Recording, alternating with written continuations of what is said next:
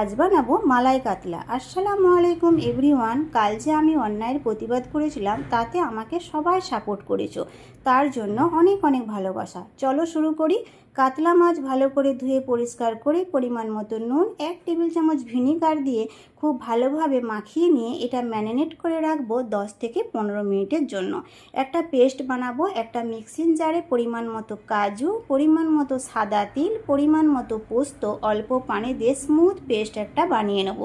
দ্বিতীয় পেস্ট বানাবো, তার জন্য মিক্সিং জারে পরিমাণ মতো পেঁয়াজ, কাঁচা লঙ্কা, রসুন, আদা অল্প পানি দিয়ে স্মুথ পেস্ট বানিয়ে নেব। গ্যাসে কড়াই বসিয়ে দিলাম। কড়াই গরম হতেই পরিমাণে মতো তেল দিয়ে দিলাম। ওই তেলেতে দিয়ে দিলাম ম্যারিনেট করা মাছগুলো আমাদের মিডিয়াম আছে হালকা ভেজে নিতে হবে, খুব বেশি লাল করে ভাজা যাবে না, তাহলে ভেতরে গ্রেভিটা ঢুকবে না। ঠিক এই মতো ভেজে নিয়ে তুলে নিতে হবে। ওই তেলেতে দিয়ে দেবো গোটা গরম মশলা ফোড়ন, তারপরে দিয়ে দিলাম পেঁয়াজ, আদা, রসুন, কাঁচা লঙ্কার পেস্ট। ওটা আর ক্যামেরা করা হয়নি। ওই থেকে কাঁচা গন্ধ চলে গেলে দিয়ে দিলাম পরিমাণ মতো নুন, পরিমাণ মতো ধনে গুঁড়ো, পরিমাণ মতো জিরে গুঁড়ো। আর এখানে কোনো মশলা লাগছে না।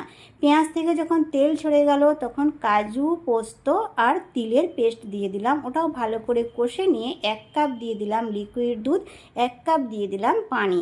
মিডিয়াম আঁচে খুব ভালোভাবে মিশিয়ে নিয়ে আমাদের গ্রেভিটা যখন গাঢ় হয়ে যাবে একটু, তখন ভেজে রাখা মাছটা দিয়ে 1 মিনিটের জন্য ঢাকা দিয়ে দেবো।